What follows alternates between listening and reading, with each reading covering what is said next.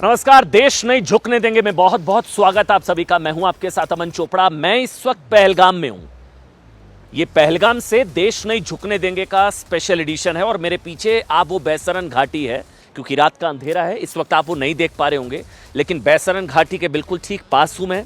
पहलगाम में इस वक्त मौजूदगी है मेरी।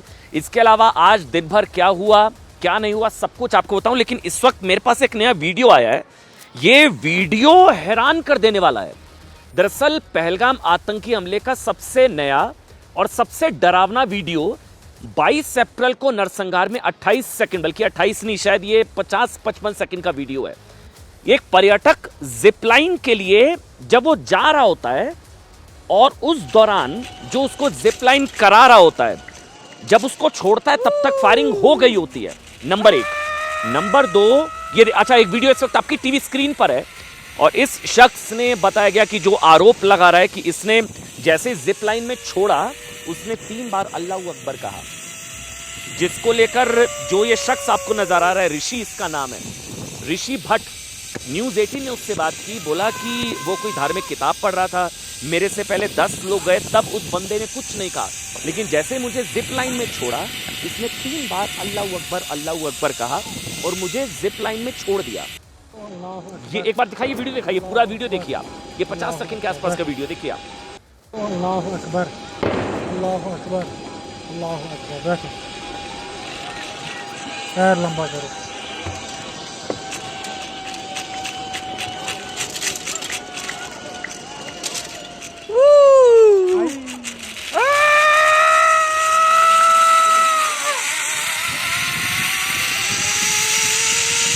अल्लाहु अकबर, अल्लाहु अकबर, अल्लाहु अकबर। बैठो, पैर लंबा करो।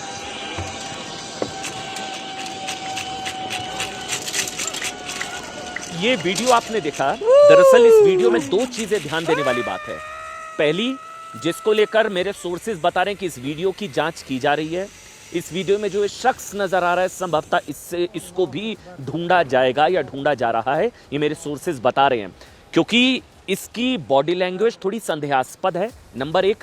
नंबर 2, अगर आपने ध्यान से देखा हो, इसने जैसे ही जिप लाइन में जब उस शख्स का नंबर आया उसने 3 बार अल्लाहू अकबर बोला। क्या ये नॉर्मल है? हमें नहीं पता। क्या हर बार किसी को जिप लाइन में छोड़ने से पहले इस तरह से जो जिप लाइन कराता है, क्या वो इस तरह से कोई अल्लाहू अकबर या इस तरह का कोई धार्मिक वाक्य बोलता है कोई? इसकी जानकारी मेरे पास कम से कम नहीं है। ये मैं पहली बार देख रहा हूँ। शक क्यों हो रहा है? उसने जिप लाइन पर छोड़ने से पहले 3 बार अल्लाहू अकबर बोला, नंबर 1। और नंबर 2, जब उसने छोड़ा उससे पहले फायरिंग हो चुकी थी। आप ध्यान से देखेंगे वीडियो को, उसने छोड़ने से पहले जो 3 बार बोला, लेकिन छोड़ने से पहले जिप लाइन में फायरिंग हो चुकी थी। यानी कि क्या उसको पता था, क्या उसको अंदाजा था, क्या उसको अंदेशा था? एक बार वीडियो फिर से देखिए, क्योंकि ये जो शख्स है जो जिप लाइन पर बैठा हुआ है, इसका नाम ऋषि भट्ट है। ये भी कई बड़े सवाल खड़े कर रहा है। वो ये कह रहा है कि जब मैं जिप लाइन कर रहा था तो जिप लाइन वाले बंदे के अल्लाह अल्लाह बोलने पर मुझे शक हुआ। एक बार दिखाइए, पहले वीडियो दिखाइए आप, देखिए आप। अल्लाहु अकबर, अल्लाहु अकबर, अल्लाहु अकबर। बैठो,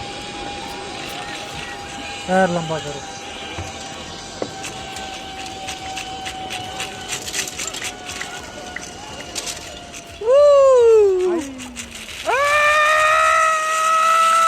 अब ऋषि भट्ट का ये कहना है कि मेरे से पहले 10 लोग गए तब उस बंदे ने कुछ नहीं कहा। ऋषि भट्ट का ये कहना है, जो आदमी आपको जिप लाइन में बैठा हुआ नजर आ रहा है, उसका हमने उससे भी बात की है। उसका ये कहना है कि मेरे से पहले 10 लोग गए तब उसने कुछ नहीं कहा। जब मैं कर रहा था तो उसने 3 बार ये कहा। पीछे वाला बंदा उर्दू की कोई किताब कुछ पढ़ रहा था। अहमदाबाद पहुंचने के बाद मुझे इस बारे में शक हुआ। इसके बोलने के बाद फायरिंग हुई, इस पर मुझे शक हुआ। एक बार सुना सकते हैं हम? ये जो ऋषि भट्ट है, इससे न्यूज़ 18 ने बात की है। सुनिए, एक बार सुनाइए ऋषि भट्ट ने क्या कहा, वो सुनिए। डाउटफुल वो बंदा लग रहा है, क्योंकि मेरे आगे 10 बंदे गए थे, वो 10 बंदों में कहीं भी उसने कुछ जिक्र नहीं किया है। बट जब मैं कर रहा था तब उसने 3 बार अल्लाहू अकबर ऐसे 3 बार बोला। दूसरा बंदा जो पीछे था वो कुछ उर्दू की किताब पढ़ रहा था। ये सारी चीज़ अहमदाबाद 23 तारीख को पहुंच के हम फैमिली के साथ वीडियो देख रहे थे, तब मेरे माइंड में और मेरे बड़े भाई के माइंड में आई कि अभी तक के कोई वीडियो में ये चीज़ नहीं, और यहीं पे ये बंदा बोल रहा है और फायरिंग शुरू हुई। तो वो मुझे थोड़ा डाउटफुल लग रहा है, इसीलिए मैंने आज तक वो वीडियो कहीं अपलोड नहीं किया था। फिर थोड़ा सिक्योरिटी चेकिंग करके मेरे को बोला गया तो मैंने वो वीडियो अपलोड किया। अच्छा, आपने देखिए, 3 बड़े सवाल है, मैं बहुत जिम्मेदारी के साथ पूछ रहा हूं। नंबर 1, क्या ऋषि भट्ट के आरोप सही है? उससे पहले 10 लोग गए तब उस बंदे ने कुछ नहीं कहा। छोड़ने से पहले फायरिंग की आवाज आ चुकी थी, उसके बावजूद छोड़ा। और नंबर 3 सवाल, सबसे बड़ा सवाल, कि जो इस शख्स का दावा है कि पीछे वाला बंदा उर्दू की कुछ किताब पढ़ रहा था, क्या ये नॉर्मल होता है? आप लोगों ने भी जिप लाइन की होगी, क्या ये नॉर्मल होता है? जिप लाइन में छोड़ने से पहले कोई धार्मिक नारा लगाया जाता है? अगर नहीं तो ये क्या था? नंबर 1। नंबर 2, जब आप वीडियो में भी आप देख रहे हैं कि जब छोड़ा जिप लाइन पर, उससे पहले फायरिंग हो चुकी थी। ये देखा, एक बार वीडियो फिर से देखिएगा, क्योंकि आप अपने ऋषि भट्ट को सुना, अब एक बार वीडियो फिर से देखिए। अल्लाह अकबर, अल्लाह अकबर, अल्लाह अकबर। बैठो, पैर लंबा करो।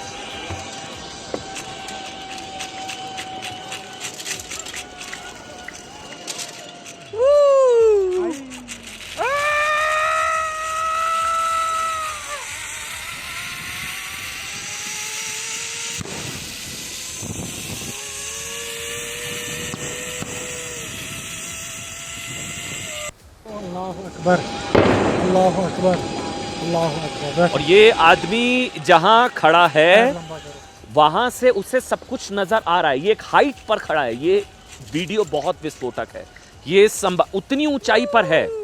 और ये संभवतः पहली बार मेरी भी नज़र में जब ये वीडियो आया आज शाम के वक्त, तब मैं नाम नहीं लूँगा, लेकिन मैं कुछ अधिकारियों के साथ, कुछ पुलिस ऑफिसर, कुछ उस तरह के बड़े अधिकारी थे खुफिया एजेंसियों के, और उनकी तरफ से इस वीडियो पर हैरानगी जाहिर की गई। ये मैं बोल सकता हूँ ऑन रिकॉर्ड, उनकी तरफ से इस वीडियो पर जाहिर की गई। और इसकी बॉडी लैंग्वेज, इसके फेशियल एक्सप्रेशन, और छोड़ने से पहले धार्मिक नारा लगाना, अल्लाहू अकबर 3 बार कहना, और चौथी बड़ी चीज़, लोग भागते हुए नजर आ रहे हैं।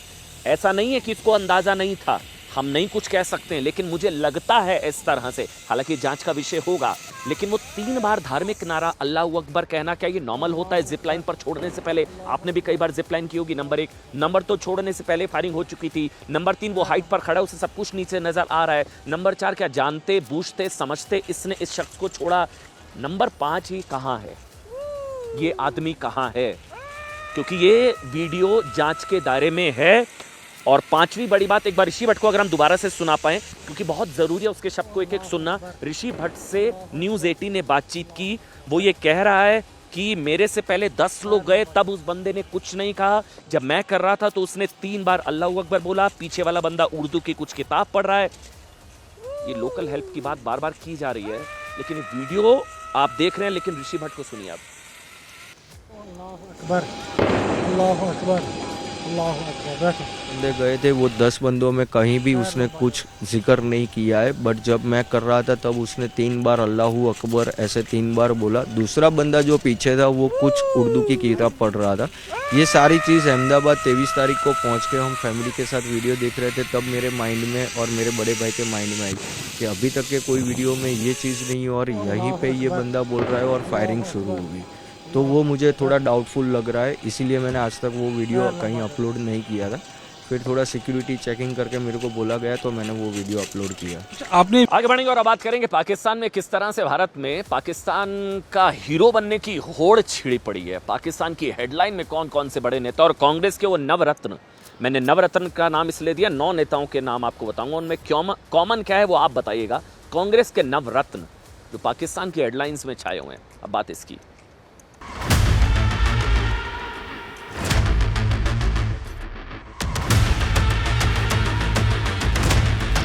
ಅಗತ್ಯ ಇಲ್ಲ. ನಾವು ವಿದ್ಯುತ್ ಪರ ಇಲ್ಲ, ನಾವು ಶಾಂತಿ ಇರಬೇಕು. तो उन्होंने हिंदू का पूछ कर मारा, अरे कोई टेररिस्ट को पूछने तक समय होता है क्या? Pakistan takes the position it is not involved in Pahalgam. Let us accept Pakistan's word. मैं उनसे एक सवाल पूछता हूँ, वो कांग्रेस पार्टी में है कि भारतीय जनता पार्टी में? सुपर बीजेपी मैन बन रहे हैं यार। जिनको वहां पे इस घटना से लाभ हो रहा है, हिंदू मुस्लिम करने से जिसको लाभ हो रहा है, वो सब घटनाक्रम उनके भीतर है, उनके पेट में। Does the Muslim feel that he is celebrated? Why should I answer my own questions? Ask any Muslim and you will get the answer.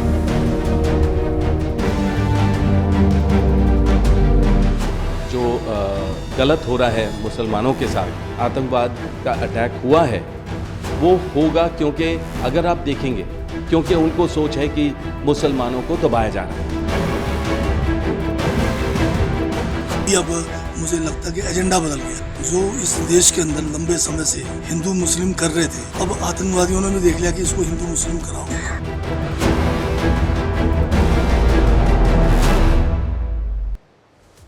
Congress के नवरत्नों को मैंने जिक्र किया था, मैं नाम पढ़ देता हूं। रॉबर्ट वाड्रा, सिद्धरमैया, विजय वेडेट्टीवार, मणिशंकर अय्यर, संतोष लाड, बीके हरिप्रसाद, आरबी थिम्मपुर, सैफुद्दीन सोज, अनिल देशमुख। ये 9 नेता हैं साहब। ये 9 नेताओं के जो नाम मैंने लिए हैं, ये कांग्रेस के नवरत्न हैं जो पाकिस्तान में छाए हुए हैं। इनमें एक कॉमन बात है। वो कॉमन बात क्या है आप तय करिएगा, जो खबर मैं आपको बताने जा रहा हूं। कांग्रेस के नवरत्न। एक और पहलगाम नरसंहार के बाद पाकिस्तान के खिलाफ भारतीय सेना अटैक मोड में है। कश्मीर में युद्ध स्तर पर पाकिस्तानी और पाकिस्तानी समर्थक आतंकवादियों को ढूंढा जा रहा है।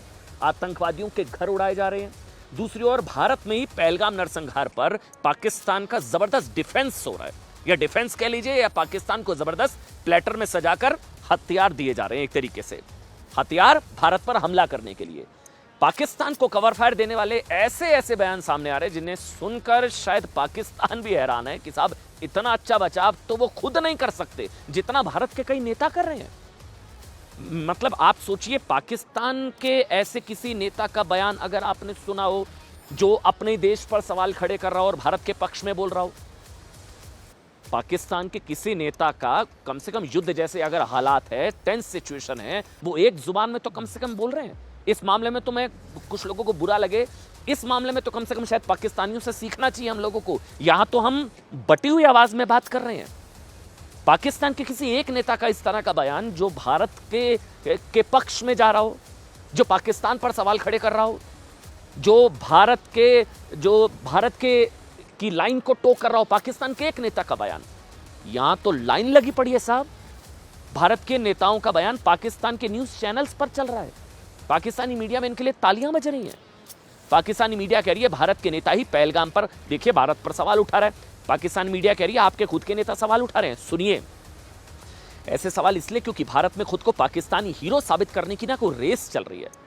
अगर वाकई कोई ऐसी रेस है तो इस रेस में सबसे आगे, सबसे ताजा, सबसे नए नवरत्न में सबसे नए कांग्रेस के नेता हैं जो पहलगाम हिंदू नरसंहार के पीड़ितों को झूठा और पाकिस्तान को सच्चा बता रहे हैं। सबसे बड़ा नाम है ये। इनका बयान सुनेंगे आप हैरान हो जाएंगे। सबसे ताजा, सबसे खतरनाक, पहलगाम पीड़ितों के जख्मों पर नमक और मिर्च रगड़ने वाला ताजा बयान। महाराष्ट्र कांग्रेस के छोटे मोटे नहीं है साहब, सीनियर लीडर हैं विजय वेडेट्टीवार। इन्होंने सीधे सीधे 26 हिंदुओं की हत्या को झूठा बना दिया। कहा है कि आतंकवादियों के पास इतना टाइम थोड़ी ना है धर्म पूछकर गोली मारे। मतलब ये टीम राहुल के नेता हैं जो ये कह रहे हैं। वो कह रहे हैं कि आतंकवादियों के पास इतना टाइम थोड़ी है कि धर्म पूछकर गोली मारे। मतलब जो मारे गए उनके परिवार वाले झूठ बोल रहे हैं। जिन्होंने अपने पिता, पति, भाई, दोस्त को खोया हिंदू होने की वजह से, वो झूठ बोल रहे हैं। आतंकवादियों ने हिंदू होने की वजह से नहीं मारा। आतंकवादियों के पास इतना टाइम थोड़ी ना है। कांग्रेस के नेता, टीम राहुल के नेता, सच्चा कौन? आतंकी। यानी जब पहलगाम नरसंहार में 26 हिंदुओं की चिता की आग ठंडी भी नहीं पड़ी ना, उससे पहले उन्हें झूठा बनाया जा रहा है कहकर कि आतंकवादियों के पास इतना टाइम थोड़ी है। और सुनिए ना, मैं बता रहा हूं, नवरत्न मैंने नाम दिए हैं, 9 हैं ऐसे नेता। ऐसे ही बयान कर्नाटक की कांग्रेस सरकार के मंत्री आरबी तिम्मापुर ने दिया है। अच्छा, ये आपको लगेगा छोटे, ये भी मंत्री हैं साहब, ये भी मिनिस्टर है। उन्होंने कहा है कि जो व्यक्ति गोली चला रहा है वो जाति या धर्म पूछेगा, बस गोली चलाएगा और चला जाएगा। आतंकवादियों के पास जाति धर्म पूछने का वक्त नहीं होता। मुझे ये नहीं समझ में आ रहा कि आतंकवादियों को कवर फायर देने से इनका क्या फायदा है, और परिवार वालों को जिन्होंने अपनों को खोया उनको झूठा साबित करने से कांग्रेस को क्या मिलेगा।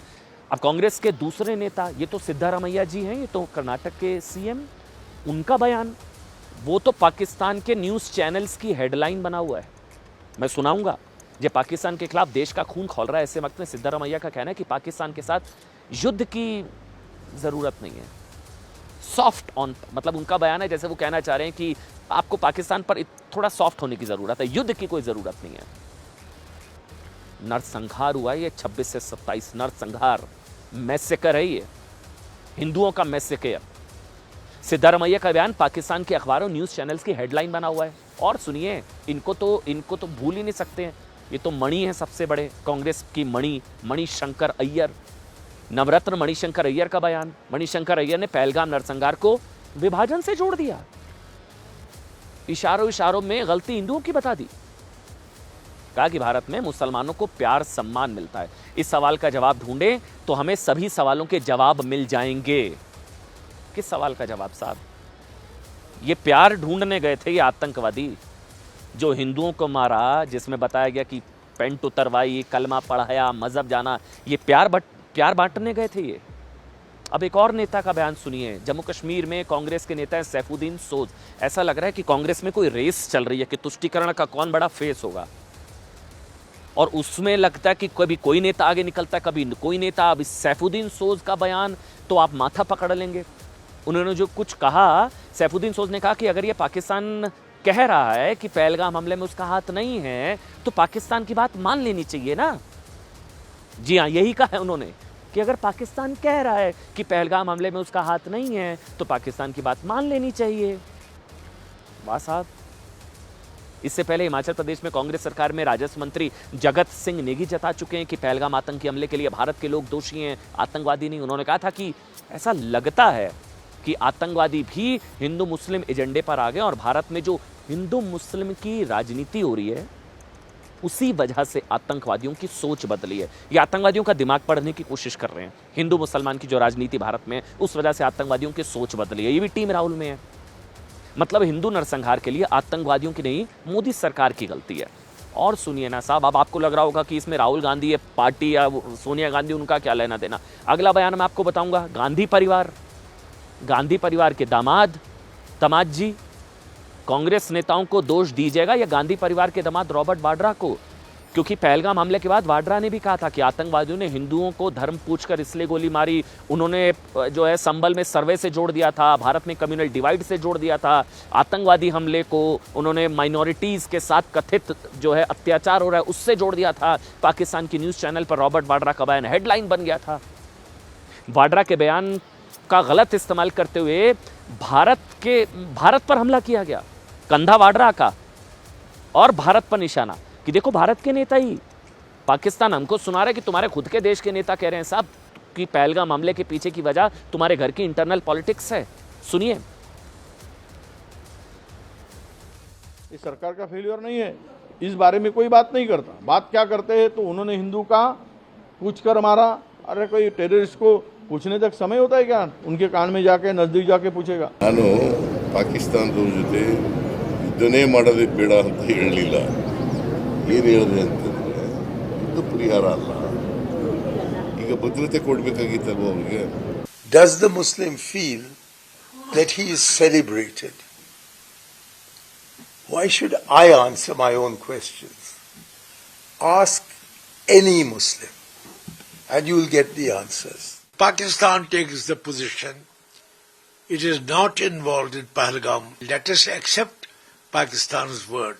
भी अब मुझे लगता है कि एजेंडा बदल गया है। जो इस देश के अंदर लंबे समय से हिंदू मुस्लिम कर रहे थे, अब आतंकवादियों ने भी देख लिया कि इसको हिंदू मुस्लिम कराओ, और पाकिस्तान का अगर शेयर है तो वो भी कह रहे हैं कि इसको हिंदू मुस्लिम करा के इस देश में आग लगा दो। जो गलत हो रहा है मुसलमानों के साथ, आतंकवाद का अटैक हुआ है, वो होगा क्योंकि अगर आप देखेंगे, क्योंकि उनको सोच है कि मुसलमानों को दबाया जा रहा है। देखिए, बार बार ये कहा जा रहा है कि पाकिस्तान के नेता भी हैरत में है साहब। इतना अच्छा बचाव तो हम लोग अपना नहीं कर पा रहे हैं जितने जिस तरह के बयान भारत में नेताओं की तरफ से आ रहे हैं। भारत के नेता किसके प्रवक्ता? सवाल तो है। बीजेपी इसलिए सवाल उठा रही है कि कांग्रेस का हाथ हमेशा आतंकवादियों के साथ ही क्यों दिखाई देता है? कांग्रेस के नेता पहलगाम के पीड़ितों को ही झूठा बनाने पर क्यों तुले हुए हैं? कांग्रेस का क्या फायदा है? हुआ क्या है कांग्रेस को? 9 नेता, होड़ लगी हुई है, हीरो बनने की होड़, हेडलाइंस में आने की होड़। पाकिस्तान में थोड़ी ना चुनाव लड़ना है साहब।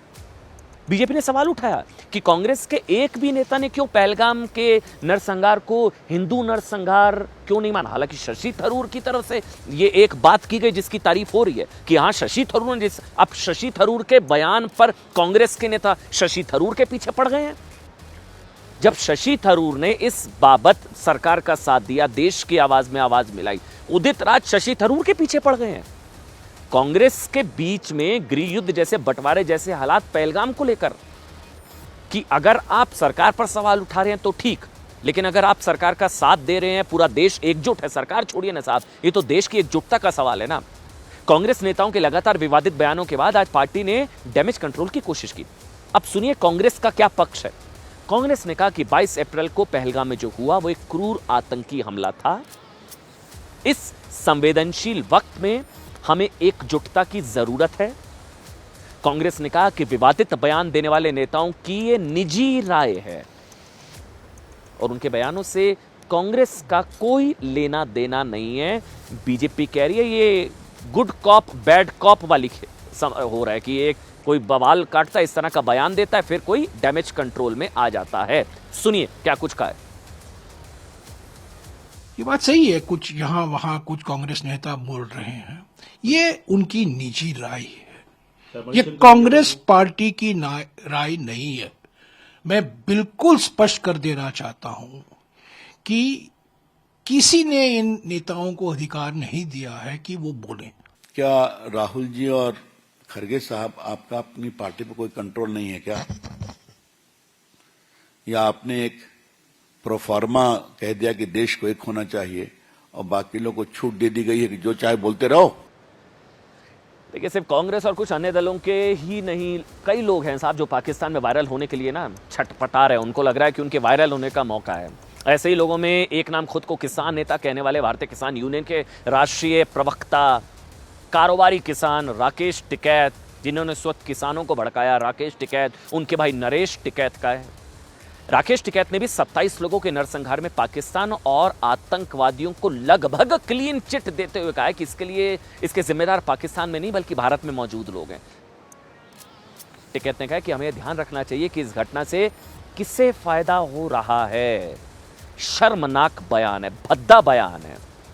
राकेश टिकैत ने कहा कि हमें ध्यान रखना चाहिए कि इस घटना से किससे फायदा हो रहा है और कौन हिंदू मुसलमान कर रहा है। वहीं राकेश टिकैत के भाई और भारतीय किसान यूनियन के राष्ट्रीय अध्यक्ष नरेश टिकैत ने कहा कि पाकिस्तान को सजा देने के लिए सिंधु जल संधि तोड़ना गलत है। पाकिस्तान मरे प्यासा मरे आतंकिस्तान, दर्द यहां पर हो रहा है। नरेश टिकैत ये भी कह चुके हैं कि पहलगाम हमले के लिए पूरे पाकिस्तान को दोष देना ठीक नहीं है। नरेश टिकैत, राकेश टिकैत, इनको पूछ कौन रहा है? नरेश टिकैत ने कहा कि पानी रोकना गलत है, फिर चाहे वो भारत के किसान हो या पाकिस्तान के किसान। किसी का नाम लेंगे फिर कहेंगे कि तो उनका नाम लग रहे। जिनको वहां पे इस घटना से लाभ हो रहा है, हिंदू मुस्लिम करने से जिसको लाभ हो रहा है, वो सब घटनाक्रम उनके भीतर है, उनके पेट में है। हम किसान हैं, अगर वहाँ का किसान तो कहीं का भी हो, पूरे भारत का किसान हो, पर प्रभावित हो उसका ये नहीं, जो पानी का तो वो नहीं, उसका नहीं हमने सही मानते। पानी तो चलता रहना चाहिए, पानी बिना तो सब कुछ बेकार हो जाएगा मामला। देखिए भारत के नेता ही पाकिस्तान आतंकवादियों को क्लीन चिट देते हुए अपने देश को दोषी बता रहे हैं। कांग्रेस के अलावा ऐसे नेताओं में एआईयूडीएफ के नेता, समाजवादी पार्टी के नेता, आरजेडी के नेता, टीएमसी के नेता कह रहे हैं साहब कि पहलगाम आतंकी हमला हिंदू मुसलमान की वजह से नहीं हुआ, हिंदू होने की वजह से नहीं मारा गया, मजहब की वजह से नहीं मारा गया, कलमा पढ़ाने की वजह से नहीं मारा गया, पेंट उतरवा कर नहीं मारा गया। ये सब फैक्ट्स हैं साहब। जो जांच एजेंसियां हैं वो इस बाबत जांच कर रही है। एक जो है ईसाई, उसको बोला कलमा पढ़ने के लिए, उसके सामने उसके पति को गोली मार दी। और ये मैं आज की बात बता रहा हूँ, जो मैं ऑफिसर सबसे मिल रहा था, उन्होंने बताया कि उसके सामने गोली मार दी। वो कह रही है कलमा क्या होता है, वो पूछ रही है कलमा क्या होता है। मतलब आप सोचिए, लेकिन इन सबको ना ओवैसी से सीखना चाहिए। आज मतलब इंडिया गठबंधन में शामिल ऐसे नेताओं को ओवैसी से ट्यूशन लेनी चाहिए। आप कहेंगे हैरानगी वाली बात कर रहे हैं अमन जी आप। लेकिन इस बाबत सही है साहब, कम से कम जब देश की बात है, राष्ट्रीय एकता, अखंडता, संप्रभुता, भारत की राष्ट्रीय एकता की बात है ना, तो इस मसले पर कम से कम राजनीति ना हो। देश से जुड़े मामलों में राजनीति कैसे एक और रख देनी चाहिए। असद ओवैसी एकमात्र नेता हैं साहब जिन्होंने मतलब सच में झूठ की मिलावट नहीं की। ये तुष्टीकरण का डिस्काउंट उनकी तरफ से जो है ना वो नहीं दिया गया। उन्होंने खुलकर कहा कि हाँ ये दरिंदे, उन्होंने बहुत गंदी भाषा का इस्तेमाल किया, आतंकवादियों के लिए करना चाहिए। उन्होंने माना कि पहलगाम में हिंदुओं की पहचान पूछ पूछ कर हत्या हुई। आज असद ओवैसी ने पहलगाम आतंकी हमले पर भारत पर घटिया इल्जाम लगाने वाले पाकिस्तान के कट्टरपंथी क्रिकेटर नहीं, ऐसा मौलाना है वो, मौलाना शाहिद अफरीदी को करारा जवाब दिया। वो क्रिकेटर कम, मौलाना ज्यादा है। शाहिद अफरीदी ने कहा था साहब कि पहलगाम में भारत ने खुद लोगों को मरवाया। ये मौलाना, ये सबसे बड़ा आतंकवादी शाहिद अफरीदी, मैं खुलकर कहता हूं, ये भारत पर आरोप लगाएगा कि पहलगाम में भारत ने खुद लोगों को मरवाया, फिर पाकिस्तान पर इल्जाम लगा दिया। अफरीदी ने यह भी कहा कि भारत पहले इस बात के सबूत दे कि पहलगाम आतंकी हमले में पाकिस्तान का हाथ है। हम मर्डरर है उसको मर्डर के सबूत देंगे हम। ऐसे घटिया बयान पर असद ओवैसी ने अफरीदी को जोकर बताते हुए कहा कि ये कौन है, हमारे सामने जोकरों का नाम मत लो। इसके अलावा ओवैसी ने पाकिस्तान को उसकी औकात दिखाते हुए कहा है कि तुम भारत से आधा घंटा नहीं, आधी सदी पीछे चल रहे हो। इसके अलावा बेनजीर भुट्टो के बेटे बिलावल भुट्टो के खून वाली धमकी, जो उन्होंने कहा था कि नहीं पानी रोका तो खून बहेगा, उस पर ओवैसी ने कहा कि बिलावल भुट्टो को याद रखना चाहिए कि उनकी मां को पाकिस्तान के ही घरेलू आतंकवादियों ने मारा था। ओवैसी का यह जवाब बिलावल के उस बयान पर था जिसमें उन्होंने कहा था कि सिंधु में या तो हमारा पानी बहेगा या उनका खून। इसके अलावा ओवैसी ने पाकिस्तान के उन नेताओं को भी करारा जवाब दिया जो भारत को परमाणु बम का डर दिखा रहे हैं। ओवैसी ने कहा कि अगर किसी देश में घुसकर निर्दोष लोगों को मारा जाए तो वो देश चुप नहीं बैठेगा। ओवैसी ने भी कहा कि पहलगाम में आतंकवादियों ने आईएसआईएस की तरह हत्याएं की। मतलब इस चीज को समझिए, ये इंडी अलायंस को ओवैसी से सीखना चाहिए। मतलब जो बातें कहने से देश के सो कॉल्ड छद्म सूडो सेकुलर नेताओं की जबान लकवा मार जाती है ना, या फेविकोल खाकर बैठ जाते हैं। जिन बातों को मानने से कथित सेकुलर नेताओं को लग रहा है कि इससे शायद उनका कोई वोट बैंक चला जाएगा, ओवैसी वो बातें डंके की चोट पर कह रहे हैं। कौन है इन्हें नाटक है क्या ये? छोड़ो ना, तुम क्या जोकरों का नाम ले रहे मेरे सामने, छोड़ो ना इन लोगों को। क्या बार उनको ये सोचना पड़ेगा कि उनकी अम्मा को किसने मारा। टेररिज्म तो मारी ना उनकी वालदा, उनको अगर वो समझ में नहीं आ रहा तो क्या समझाएंगे उनको भी। भाई जिसकी मां को उसी के होम ग्रोन टेररिस्ट ने मार दिया तो वो बात समझो ना तुम। आपकी मां को जब गोली मारा तो टेररिज्म है, और हमारे बेटियों को, माओं को जो मारे टेररिज्म नहीं है क्या वो? और आप तो सरासर नाइंसाफी कर रहे हैं। मजहब का नाम पूछकर आप गोली मार रहे हैं। इनकी आइडियोलॉजी में और आईसिस की आइडियोलॉजी में कोई फर्क नहीं है। पाकिस्तान ये कहता है कि हम न्यूक्लियर बॉम्ब हमारे पास है, एटॉमिक बॉम्ब है। याद रखिए, अगर आप किसी मुल्क के अंदर जाकर मासूम लोगों को मारेंगे तो कोई भी मुल्क खामोश नहीं बैठने वाला है, चाहे हुकूमत किसी की भी हो। और अब आपको दिखाते हैं भारत में कितने पाकिस्तानी, जी हाँ, भारत में कितने पाकिस्तानी। एक तो वो वाले पाकिस्तानी जिनको देश छोड़कर जाना पड़ रहा है, जो एक्चुअल पाकिस्तानी हैं, जो आए हुए हैं, 48 घंटे का टाइम दिया था, नहीं जाएंगे तो उनके ऊपर जो है कार्रवाई होगी। एक तो वो वाले पाकिस्तानी, दूसरे जो दिल से भी पाकिस्तानी हैं, उनसे भी मिलवाते हैं आपको।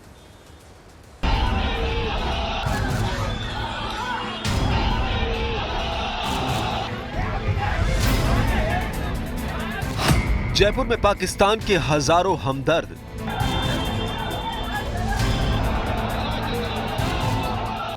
कर्नाटक में पाकिस्तान प्रेमी महिलाएं, मुंबई में पाक प्रेमियों का हुजूम, तेलंगाना में पाकिस्तान के समर्थन में जुलूस, मोदी विरोधी बयानवीर पाकिस्तान में सुपरस्टार। देश के पहले सीडीएस रहे दिवंगत जनरल विपिन रावत ने यूं ही नहीं कहा था कि देश 2.5 मोर्चे पर लड़ रहा है। ये वो तस्वीरें हैं जो बिपिन रावत की बात पर सच्चाई की मुहर लगाती हैं और ये तस्दीक करती है कि देश वाकई ढाई मोर्चे पर लड़ रहा है। महाराष्ट्र के सांता क्रूज, नाला सोपारा, राजस्थान के जयपुर, कर्नाटक के कुलबर्गी और तेलंगाना के हैदराबाद में पाकिस्तान प्रेमियों की जमात जिस तरह से सड़कों पर उतरी, पाकिस्तानी झंडा जलाने का विरोध किया, पाकिस्तानी झंडे का पोस्टर सड़क पर लगाने का विरोध किया और पहलगाम हमले के बाद पाकिस्तान के खिलाफ गुस्सा जाहिर करने वाले राष्ट्रवादियों पर जानलेवा हमला बोल दिया। जनरल बिपिन रावत ने जिस ढाई मोर्चे की बात कही थी, उसमें पहला मोर्चा LOC को बताया था, जहां दुश्मन पाकिस्तानी सेना के सामने भारतीय सेना दीवार बनकर खड़ी है। दूसरा मोर्चा LAC है, जहां चीन की विस्तारवादी कोशिशों पर भारतीय सेना ने शिकंजा कस दिया है। बिपिन रावत ने देश के भीतर बैठे देश विरोधियों को वो आधा मोर्चा बताया था जिसके खिलाफ भी भारतीय सेना जंग लड़ रही है। ये वो आस्तीन के सांप हैं जो देश की खाते हैं, देश में रहते हैं, लेकिन जब देश को सपोर्ट करने की बात आती है तो ये पाकिस्तान के साथ खड़े नजर आते हैं। पाकिस्तानी मीडिया में इन दिनों भारत में कौन कौन से चेहरे सुपरस्टार बने हुए हैं बताएंगे आपको, लेकिन उससे पहले शहर शहर उन पाकिस्तान प्रेमियों को पहचान लीजिए जिनको पाकिस्तानी झंडे का अपमान बर्दाश्त नहीं है। सोचिए जरा कि अगर भारत पाकिस्तान के बीच युद्ध छिड़ जाए तो ये लोग किसका साथ देंगे और किसके साथ भीतर घात करेंगे। ये दोनों तस्वीर महाराष्ट्र के नाला सोपारा की है। पहली तस्वीर में 3 मुस्लिम ने सड़क पर पाकिस्तान के झंडे वाला पोस्टर लगाने का विरोध किया और धमकी भी दी, जबकि दूसरी तस्वीर में मुस्लिम महिलाओं ने फुटपाथ पर पाक झंडे का पोस्टर लगाने का विरोध किया। विरोध करने वाले इसे धार्मिक झंडा बता रहे थे, जबकि पोस्टर लगाने वालों ने उन्हें समझाया कि ये धार्मिक नहीं बल्कि पाकिस्तान का पोस्टर है, लेकिन धर्म की आड़ में पाकिस्तान प्रेमियों ने उन पोस्टर्स को उखाड़ दिया। वहीं मुंबई के सांता क्रूज में पाकिस्तान का झंडा जलाने पर देश विरोधियों को इतना गुस्सा आया कि उन्होंने पाक झंडा जलाने वाले शख्स को पीट कर अधमरा कर दिया। खबर है कि पुलिस ने अब तक 15 आरोपियों को गिरफ्तार किया है। सब लोग ने मिलकर मारा मेरे को, देखा है ना? हाँ, सबको देखा हूँ। अब राजस्थान के जयपुर की तस्वीर देखिए।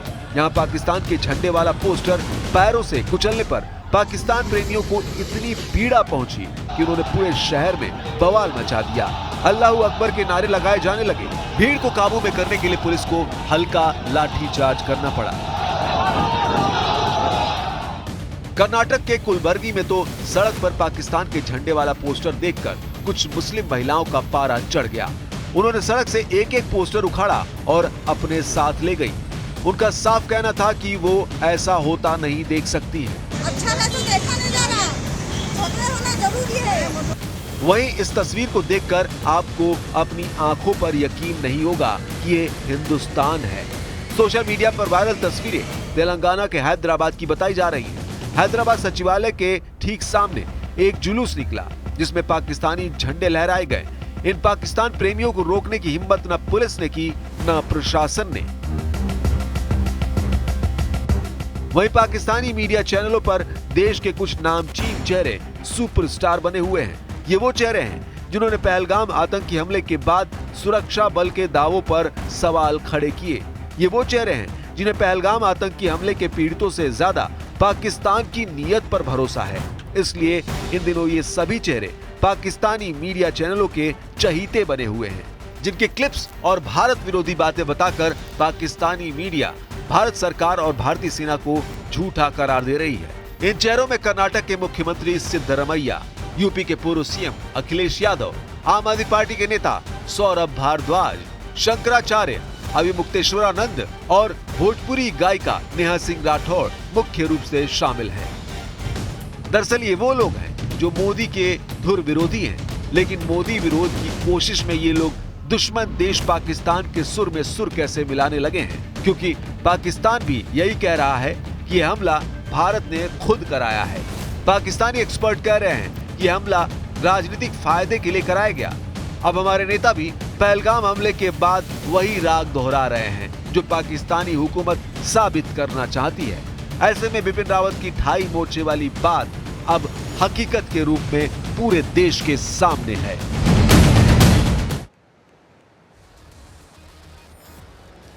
देखिए, एक और भारतीय सेना जो है अलर्ट मोड पर चली गई है।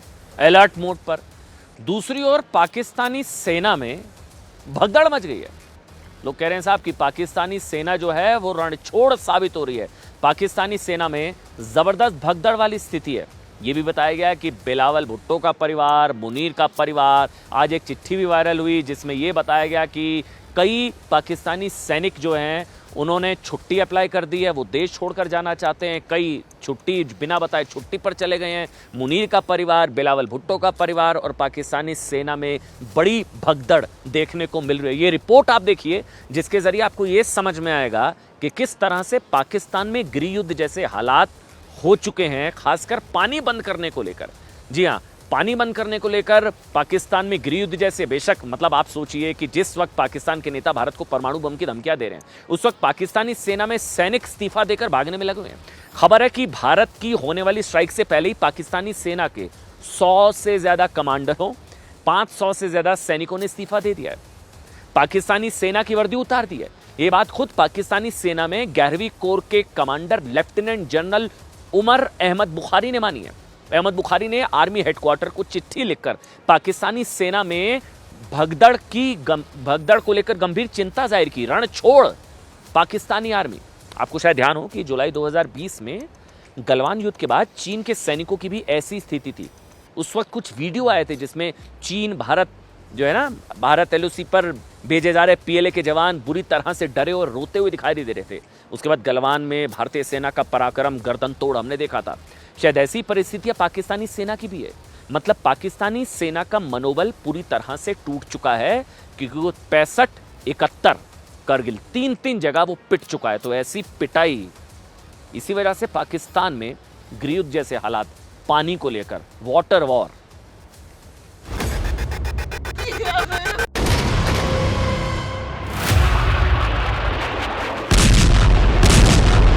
दरिया से हमारा पानी बहेगा या उनका खून बहेगा। अगर हमारा पानी बंद करेंगे तो फिर जंग के लिए तैयार हो जाए। मिलाने का समय आ गया है। And if blood is going to flow, I'm sorry to say it will flow possibly more on their side than on ours. 2025 के बाद इस पृथ्वी पर से पाकिस्तान नामक देश खत्म हो। पहलगाम में आतंकी हमले के बाद से ही पाकिस्तान डरा हुआ है और उस डर को छिपाने के लिए कभी उसके मंत्री हमले में खुद का हाथ होने से इनकार करते हैं तो कभी परमाणु हमले जैसी गीदड़ भभकी देते हैं। लेकिन पाकिस्तान की यह बौखलाहट यूं ही नहीं है। उसके नेता यूं ही गीदड़ भभकी नहीं दे रहे हैं। वो जानते हैं कि भारत बदला जरूर लेगा और अगर ऐसा हुआ तो पाकिस्तान की बर्बादी तय है और इसका असर भी दिखने लगा है। हमले के बाद से ही भारत सरकार ने पाकिस्तान के खिलाफ एक्शन शुरू कर दिया है, जिसमें सिंधु जल समझौता रोकने जैसा अहम फैसला भी शामिल है। मोदी सरकार के इस फैसले को अभी 1 हफ्ता भी नहीं हुआ है, लेकिन इसका असर पाकिस्तान में दिखने लगा है। ये तस्वीरें पाकिस्तान के सिंध प्रांत की हैं, जहां पानी के लिए गृह युद्ध जैसे हालात पैदा हो गए हैं। लोगों में गुस्सा इतना कि पाकिस्तान की फौज और पुलिस ने भी घुटने टेक दिए हैं।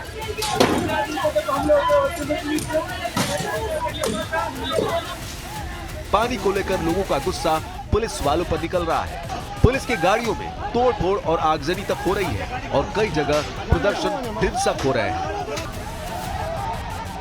अब आपको बताते हैं कि आखिर सिंध में ये प्रदर्शन हो क्यों रहा है। दरअसल सिंध के लोग पाकिस्तान के पंजाब प्रांत के उस प्रस्ताव का विरोध कर रहे हैं जिसमें पंजाब प्रांत सिंधु नदी पर 6 नहरें बनाकर पंजाब तक पानी पहुंचाना चाहता है ताकि पंजाब में किसानों को पानी मिल सके। अब भारत सरकार के फैसले के बाद सिंध प्रांत में खलबली मच गई है और उन्हें लगता है कि नहरों के बनने से सिंधु का बचा खुचा पानी भी सिंध प्रांत को नहीं मिलेगा और सिंध प्रांत में फसल तो छोड़िए, जीने के लाले पड़ जाएंगे। यही वजह है कि पाकिस्तान सिंधु जल के नाम पर भारत को गीदड़ भभकी दे रहा है। कोई नदी में खून बहाने की बात करता है तो कोई परमाणु की ताकत दिखा रहा है। मैं सखर में इसी सिंधु दरिया के साथ खड़े होके भारत को कहना चाहूंगा कि सिंधु हमारा है और सिंधु हमारा रहेगा। या इस दरिया से हमारा पानी बहेगा या उनका खून बहेगा। अगर हमारा पानी बंद करेंगे तो फिर जंग के लिए तैयार हो जाएं।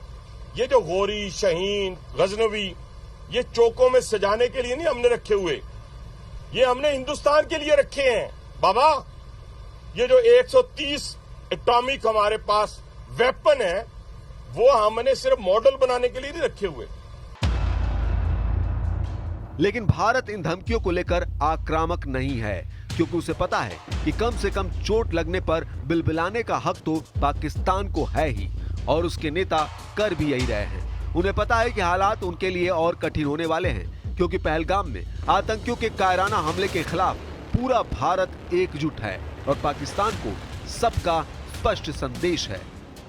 You want to live your life in peace, we will not bother you, we will leave you in peace. We have no designs on Pakistan. We don't want to do anything to the Pakistanis ourselves, but if you do something to us, then be prepared for a response. I think that message is very clear. They can say what they like, and if blood is going to flow, I'm sorry to say it will flow possibly more on their side than on ours. मैं बहुत दावे के साथ कर रहा हूं, और ये जितने पत्रकार हैं उन लोगों के कि 2025 के बाद इस पृथ्वी पर से पाकिस्तान नामक देश खत्म हो। छोड़िए ना, बचपने की बातें नहीं करना। उनके नाना से क्या हुआ था उनको नहीं मालूम, उनकी वालदा से क्या हुआ था उनको नहीं मालूम। उनकी वालदा को दहशतगर्द मार दिया, तो कम से कम उन्हें तो ये बात नहीं करना। आप किससे बात कर रहे हैं, आप क्या बोल रहे हैं, आपको अंदाजा भी है। जब तक अमेरिका आपको यहाँ से वहां से कुछ नहीं था, तो आप मुल्क नहीं चाह सकते, आप हमारे को आंखें दिखा रहे हैं आप। तो अब भी भारत के शुरुआती एक्शन का शुरुआती रुझान भराया है। सोचिए आने वाले कुछ दिनों और महीनों में क्या होने वाला है। जाहिर है प्रदर्शन की ये आग सिंध से आगे बढ़कर कराची, मुल्तान और लाहौर तक पहुंच सकती है, जहां की पूरी आबादी सिंधु जल पर ही निर्भर है। और यही वजह है कि पाकिस्तान के नेताओं को पाकिस्तान में गृह युद्ध साफ दिख रहा है।